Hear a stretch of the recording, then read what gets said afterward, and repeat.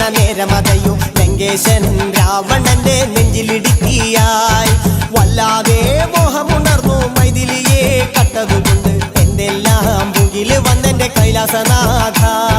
കുഞ്ഞുമകൻ മേഘനാഥനും സോദരനും സർവരും ഇന്ന് തന്നെ വിട്ട് പോയതല്ലോ കാലപുരി തന്നിൽ